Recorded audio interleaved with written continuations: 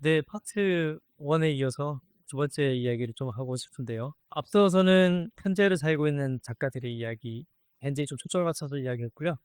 이번에는 과거로 한번 좀 돌아가 보고 싶어요. 예, 과거가 있었기에 또 현재가 있기 때문인데요. 어, 사실 북한에서 온 사람의 과거를 묻는다는 것은 어쩌면 고통을 다시 묻는다는 것만과 좀 비슷할 수도 있어요. 고통 없는 사람이 없겠지만 특별히 북에서 온 사람들의 특성에 맞추면 아무래도 북한에서의 고통기사가 있을 거라는 생각이 듭니다. 고통을 말하는 건 쉽지가 않다고 저는 생각을 해요. 그냥 고통스러운 기억들은 잊어버리고 현재만 생각하며 사는 것도 방법이긴 하지만 또 한편으로는 과거의 고통을 직시하고 그 고통을 다시 꺼내서 곱씹어보고 그 고통과 다시 대화를 해보고 하는 것은 나는 누구인가? 우리는 누구인가? 나는 앞으로 어떻게 살아야 되는 것인가?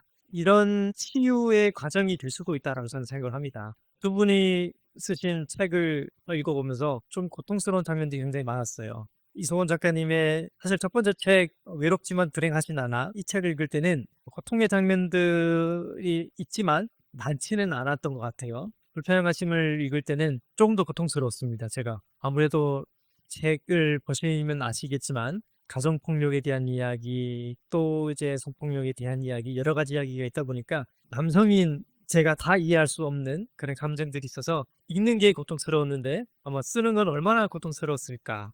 그러면서도 그 고통을 승화하기 위해서 노력들이 굉장히 있었다고 생각해요. 오은정 작가님도 가정폭력에 대한 내용들이 책에 많이 나오고 있는데 그래서 이런 이야기를 했더라고요. 최대한 절제하면서 쓰려고 했다라고. 이소은 작가님도 아마 그랬을 것 같아요. 과거의 고통을 최대한 절제하면서 아마 썼을 것 같아요. 그럼에도 불구하고 읽을 때는 그게 고통스럽다는 것은 실제 경험한 사람들이 고통은 더 있을 것 같다는 생각이 듭니다. 그렇다고 이 책이 고통스러우니까 잊지 마세요는 아닙니다. 뒤에 고통과 또 슬픔과 또 행복과 기쁨, 감사함 모두 오늘의 이소원, 오늘의 오은정을 만든 함들이 들어가 있는 것이니까 미래 독자분들께서는 꼭 읽어주시면 참 좋겠다라는 생각을 합니다. 자, 이어서 그렇다면 과거의 우리의 기억들에 대해서도 얘기해보고 싶은데요. 먼저 북한에서의 기억 중에 지금도 가끔씩 문득문득 떠오르는 이런 감각적인 기억들이 아마 있을 것 같다는 생각이 듭니다. 두 분은 어떠신지 궁금한데요. 먼저 우리 오은정 작가님 혹시 감각적인 기억들이 떠오르는 게 있나요? 너무 많아서 지금 뭐부터 말씀드리면 말이 되잖아. 아, 하나만 하면 안 되는데. 겨울이니까 요즘 옆집에서도 김장하고 해서 김장김치 갖다 주셨거든요. 여기저기서 많이 봤다 보니까 고향 김치 맛이 너무 그리운 거예요. 독 위에 눈이 쌓인 그 눈을 치우고 빨갛게 언 손으로 김치 한 포기 꺼내서 그 국물까지 같이 나박나박 썰어 넣었던 무랑 명태 같은 것도 같이 꺼내서 먹으면 그 쩡 하던 그 맛. 그 맛이 조금 그리운 계절입니다. 그쵸. 김치움에서 추운 날에 김치 퍼와서 식사를 했던 너무 춥고 무섭죠. 그쵸. 네, 그런 장면들. 하나 더 해도 되나요? 네, 또 하나도 안 돼야 돼. 아니, 제가 책 속에도 나왔는데 저를 지금까지 건강하게 살게 지탱해 준 추억 중에 가장 큰 게 바다. 네, 바다에서 살던 그 추억이거든요. 한여름 이제 수영하던 평범하던 날들, 바다 기슭에 나왔던 새우며 멸치며 조개 이런 거 줍던 그 기억들이 제 인생에 가장 찬란하고 반짝이는 보석 같은 기억입니다. 오은정 작가님을 수식하는 표현 중에 하나가 바다소녀잖아요. 이제 네. 바다 소녀는 조금 그래서 네, 보냈을 땐 오은정 작가님은 바닷가에서 살았잖아요. 네, 바닷가의 집. 네, 그래서 바닷가에 평소에 자주 가고 또 그림도 바다에 관련된 것도 그리고 오늘 바다를 생각하고 또 가끔 바닷가에 가시잖아요. 가끔 올리시는 글들을 보면 참 바다소녀가 맞구나라는 생각이 듭니다. 이소은 작가님은 어떠세요? 감각적인 기억들, 문득 떠오르는 장면들? 지금 막 생각난 게 있는데 이제 겨울 얘기해 주셔가지고 겨울 되면 항상 불을 떼서 밥을 해 먹고 하잖아요. 그래서 제가 할머니 집에서 살았었는데 할머니 집 동네에서 나는 냄새가 기억이 나요. 굴뚝에 연기가 나고 집집마다 밥 짓는 냄새를 말로 다 표현할 수가 없는데 그 냄새가 지금 딱 생각이 나고 두 번째는 저도 바닷가에서 살았는데 저는 바다를 좀 무서워하거든요.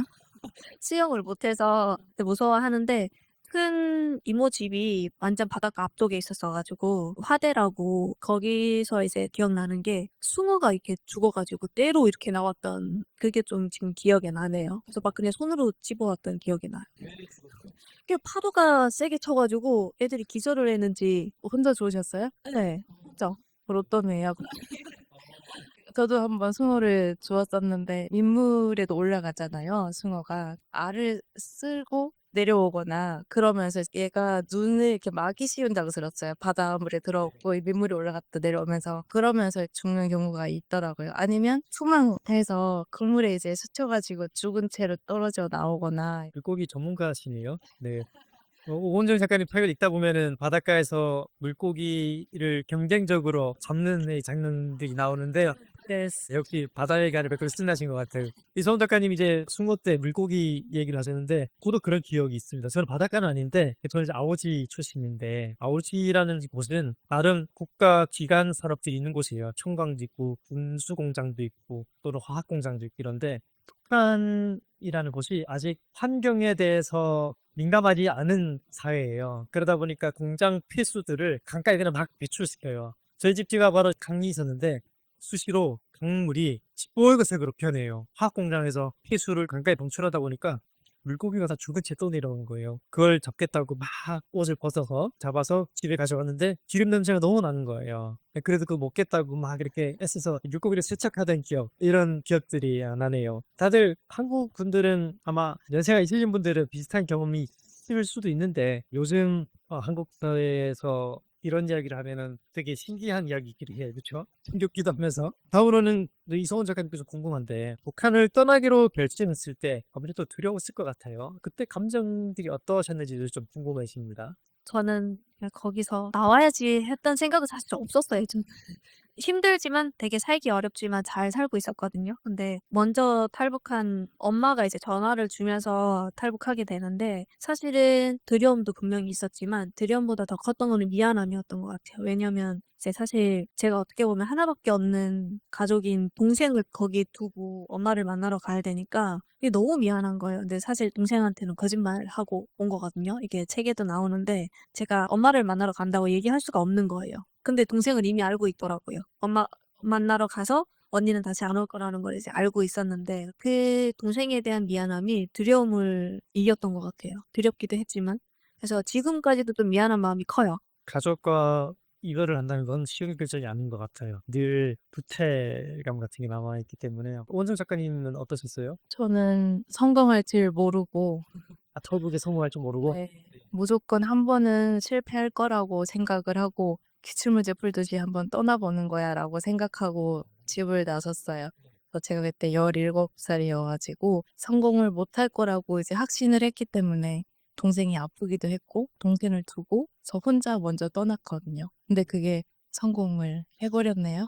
그래요? 그래서 그 뒤에 오는 죄책감과 가절, 저는 오히려 그게 동남아 대사관에 들어가고 나서부터 그 과정이 너무 그 뒤에 왔어요. 탈북하면서 이제 북한에 뭐 남은 가족의 동생 외에는 크게 마음을 쓸 부분이 없었거든요. 그 제일 마음이 쓰이는 동생을 이제 두고 성공을 해버려가지고 되돌릴 수 없는 그 시간에 대해서 이제 오랫동안 이제 죄책감에 시달렸습니다. 보통은 나는 이번에는 성공할 거야 라는 생각을 하고 떠나는데 그 반대로 이번에 성공 못할 거야 라고 떠났는데 성공을 해버렸다라는 거군요. 지금 두 분 사실은 같은 주제를 이야기했는데 동생에 대한 이야기를 했어요. 이 두 분 책을 읽어보니까 두 분 다 여동생이 있는데 동생에 대한 사무치는 미안함, 감정들, 다짐들 이런 것들을 다 적으셨더라고요. 그래서 그런 것들 보면서 저는 동생이 없었어요. 전 제가 동생이거든요. 전 누나가 있으니까. 그래서 동생이 없었기 때문에 누군가를 책임져야 한다. 라는 생각을 한 번도 해보지는 못했어요. 그래서 두 분이 그 어린 나이에 동생을 이감을 보내야 하는 상황부터 해서 동생을 챙겨야 하는 이런 고통들을 이제 책을 통해서 접했는데 여전히 만나지 못하고 있고 그런 마음들이 있는데 지금 그냥 동생을 생각할 때 드는 감정들이 또 있을 것 같아요. 사실 지금의 감정을 설명할 수 있는 그런 키워드가 있다면 동생이 예. 아주 어릴 때 헤어져 가지고 동생 얼굴을 못 알아볼 거라는 어떤 막막한 두려움이 있었어요. 길에서 지나가다 마주쳐도 못 알아볼 거라고. 근데 몇 년 전에 이제 사진 한 장을 받았어요. 제가 한국에 올 때 그 나이 때 얼굴 모습이랑 너무 똑같은 거예요. 그때 엄청 안심이 되더라고요. 알아볼 수 있구나. 나 나랑 너무 닮았구나. 그게 10 몇 년 만에 그렇게 받아보는 거여 가지고 다시 이제 이야기해 보니까 그래도 사랑받고 자랐다라는 거를 확인할 수 있었어요. 책임감이 많이 좀 줄어들었고 현재에 와서는 제가 여기서 더 열심히 살아서 성공해야 되겠다라는 마음으로 바뀌었어요. 그 과거의 부채감과 죄책감 이런 거 껴안고 '내가 좌절하지 않겠다. 내가 여기서 잘 살아남아서 너에게 힘이 될 수 있는 언니가 되겠다.'라는 마음으로 바뀌어서 요즘 더 열심히 살아가고 있습니다. 네. 열심히 살아가야 할 이유가 분명하다라는 말씀이시죠. 기성 작가님도 비슷할 것 같은데. 저도 비슷하고요. 저도 이런 고민은 있었어요. 동생이 제가 기억하는 모습은 제가 떠나올 때 그 어릴 적 모습이다 보니까 말씀하신 것처럼 누가 봐도 '아 얘는 내 동생이겠구나.'라는 닮음이 있어서 그런 거에 대한 걱정은 없고 이제 미안함은 좀 내려놓기로 했어요. 미안해 해봤자 결국엔 저 혼자 힘든 거고 저 혼자 미안해하는 거니까 대신에 잘 살아서 어느 날 만난다고 하면 정말 좋은 거 해 주고 맛있는 거 같이 먹으러 가야겠다 이런 기대감으로 요즘은 살고 있습니다. 부채감이면서도 기대감, 우리가 현재 안주하지 않게 만드는 굉장한 특색 같은 것일 수도 있다는 생각이 듭니다. 사실 우리는 두 체제를 살았고 전혀 다른 두 사회를 살았기 때문에 굉장한 자산이다라는 생각을 합니다. 이건 경험 자산이기도 하고 작가이기도 하기 때문에 우리가 생각하고 쓸 수 있는 굉장한 인문학적 자산도 될 수 있다라는 생각을 합니다. 앞서 서두에서 헤르만 헤세의 파괴해야 하는 세계에 대해서 이야기를 했었는데 두 분에게 혹시 파괴해야만 했던 세계 그런 것이 있다면 체제가 될 수도 있고 아니면 사고일 수도 있고 그 뭐든 간에 파괴해야만 했던 세계가 있는지 그것이 어떤 모습인지 궁금해지는데요. 정체성인 것 같아요. 왜냐하면은 정체성을 저희가 이제 글로도 쓰긴 하지만 결국에는 이 정체성을 드러내는 것도 스스로에 대한 어떤 한계나 불안함 이런 걸 다 파괴하고 할 수 있는 거고 용기를 내야만 할 수 있는 거기 때문에 정체성에 대해서 사실 고민을 많이 했었거든요, 저는. 그래서 그거를 파괴하기까지 시간이 좀 걸렸고 그래서 저한테는 정체성이 좀 파괴해야 되는 어떤 문제였지 않았나 그런 생각이 좀 드네요. 저는 저를 가장 힘들게 했던 게 어릴 적에 이제 배경이 남긴 우울감이나 이런 거랑 플러스 동생에 대한 죄책감, 마음의 감옥이 가장 큰 짐이었거든요. 그거는 시간이 해결해 주기도 했지만 떨쳐내려고 부단히 노력을 해서 그게 이제 독서가 됐던 글쓰기였던 여러 일들이었거든요. 그 과정이 한 10년은 걸린 것 같아요. 근데 그 안에 이제 정체성도 들어가고 우울감도 있고 그랬던 것 같아요. 두 분께서 말씀을 하셨지만 북에서 왔다라는 이 출신은 하나 굉장한 정체성이면서 동시에 캐두리에 가둬두는 것 같은 거라는 생각이 들어요.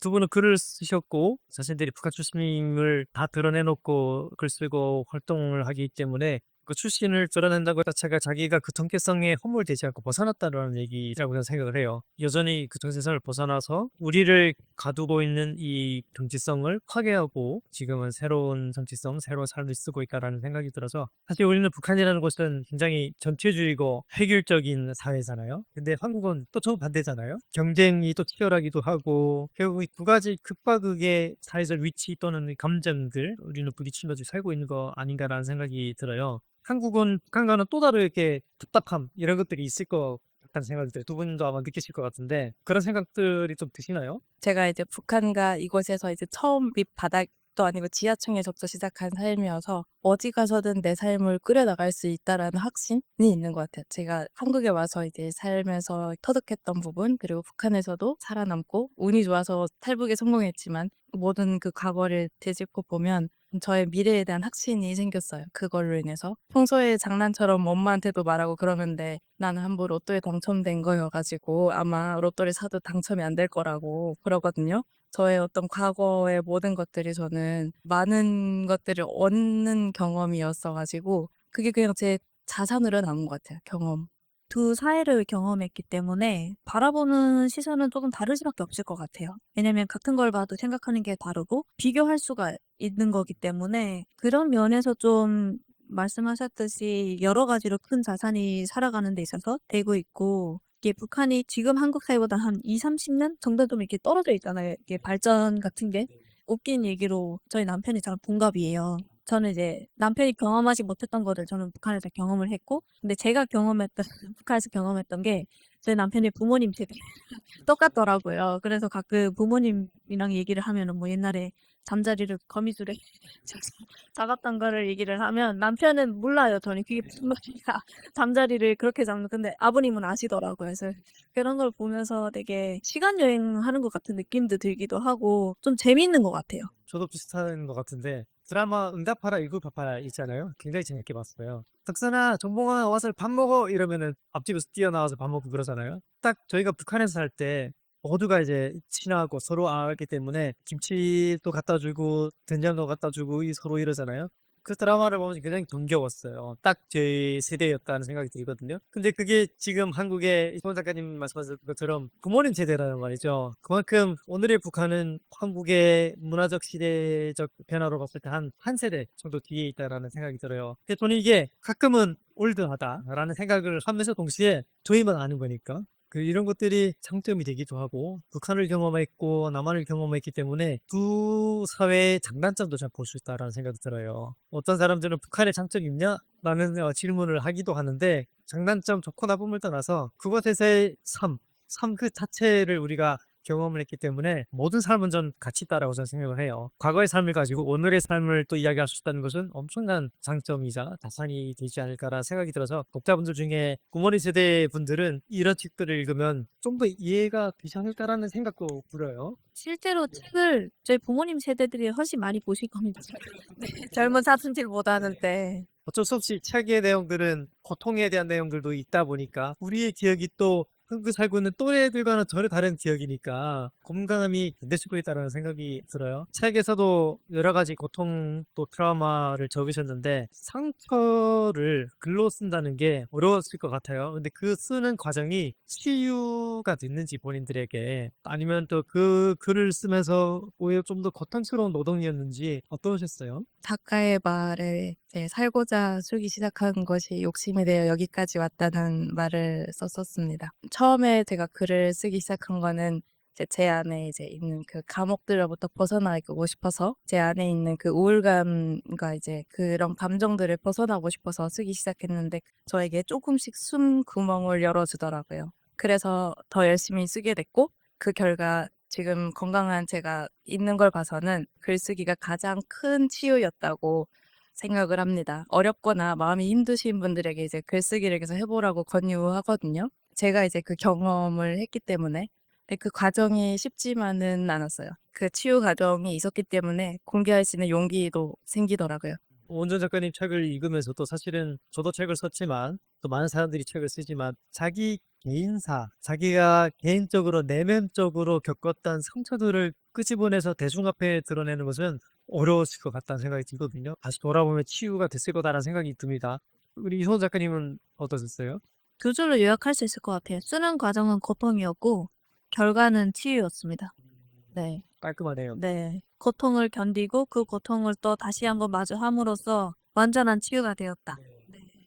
사실 말씀을 이렇게 듣다 보면 단순히 저희가 북한을 탈출했어 이런 존재에 머무는 게 아니라 오히려 글 쓰고 그림을 그리고 말을 하고 대중 앞에 서음으로 인해서 우리 존재 스스로를 다시 재정립하고 다시 만들어가는 그 과정에 있지 않을까라는 생각을 좀 합니다. 중요한 건 우리가 이런 시간들을 통해서 미래로 나아가기 위해 현재에서 과거를 쓰는 거잖아요. 미래로 나아가기 위해 우리가 말을 하고 있다는 게 저는 중요한 요점인 것 같아요. 다음 파트 3에서는 미래에 대해서 좀 이야기를 해보고 싶습니다. 네.